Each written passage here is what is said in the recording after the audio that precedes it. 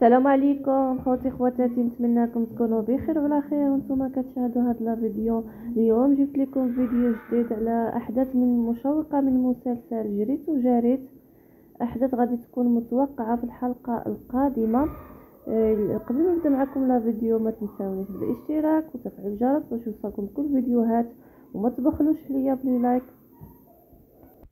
المهم حباباتي، غادي نبدا لكم بزينب كما شفتوها دخلت غيتا البيت ديالها وحسبتها فحال بنتها، ولكن الجزاء ديال غيتا هو زينب خانتها مع راجلها انس كما شفتوا. وهنايا انس هو السبب اللي خلاها زينب تقرب منه، عطاها المجال.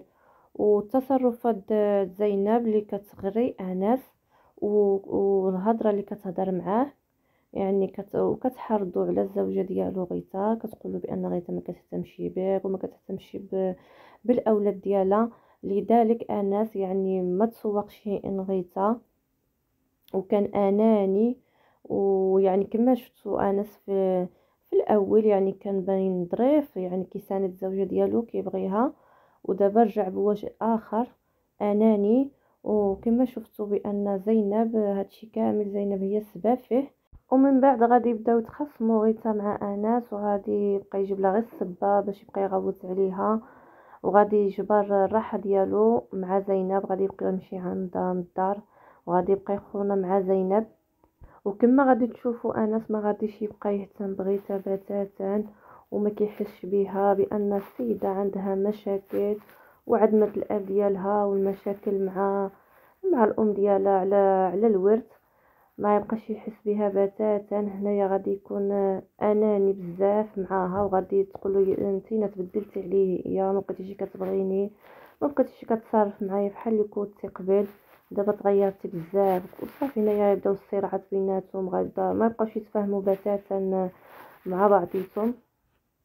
وهذا الشيء كامل سببه فيه هي غيتا اللي ما سمعتش الاخت ديالها صوفيا، حضرتها منها في الاول وقالت لها ما تدخلش البيت ديالك. وها الخير ديال غيتا اللي عملته في زينب، زدقات زينب دات ليها الراجل، ويعني ما شافتش الخير ديالها بتاتا. كما قالوا الناس زمان دير الخير ما يتراباش. المهم خواتاتي، الحياة هي اللي غادي تكتشف زينب وانس، هي اللي غتعرف بان انس تبدل، مبقاش كيفطر في الدار، مبقاش كيجي للدار، مبقاش هي هادشي عند غيتا حياة. وغادي تهضر معها وتقول لها بان الراجل ديالك تبدل بزاف ملي دخلت زينب، تما راجلك تبدل معك في المعامله ديالو، ما بقاش كما انس اللي كنت كنعرفو انا شحال هادي المعامله ديالو كانت معاك طيبه وكان كيبغيك. دابا لا، دابا المعامله كامله تبدلت. هنايا غيتا غادي تبقى تشك، غادي تشك في انس، خصوصا انس ملي غادي يعمل عيد الميلاد ديالو غادي تعرض على زينب غيتا، وغادي تجي زينب وغادي تجيب الكادو. انس هنايا ملي غياخذ الكادو ديال زينب غادي يفرح بزاف، تما غادي تشوفو غيتا بان فرحان، وغادي تشوفو كيعنقها وكيشوف فيها شي نظرات ديال الاعجاب. هنايا غيتا غادي تعطيه الكادو ديالها، ولكن هو غادي يعني غيفرح وغادي يقول لها شكرا، ماشي بحال اللي عمل زينب، فرح بزاف.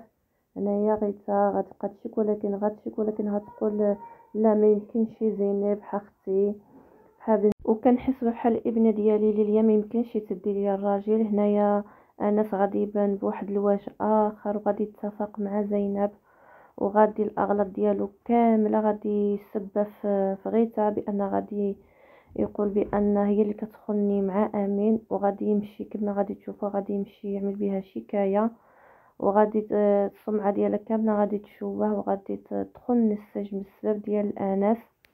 وانس غادي يشوه الصوره ديال غيتا امام الاولاد ديالها، غادي يصور امين مع غيتا، وغادي يجيب الصوره ديال الاولاد ديالها، وغادي يشوفوا امهم مع امين، وغادي يقولوا لامهم صافي خرج علينا، ما انتنا ماشي الام ديالنا، ما يمكنش تعمل هذا التصرف هذا.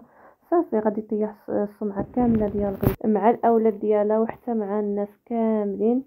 هنايا غادي تشوفوا غيتا ملي غادي تدخل للسجن غادي تفقد الخدمه ديالها كطبيبه، ولكن شكون اللي غادي يوقف معها وغادي يساندها؟ هي الاخت ديالها صوفيا والام ديالها.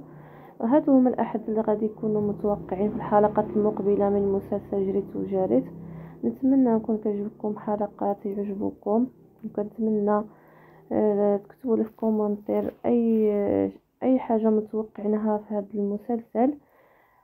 كيهموني الاراء ديالكم، وشكرا لكم على التتبع ديالكم وعلى المشاهده ديالكم، وما تبخلوش عليا بلي لايك.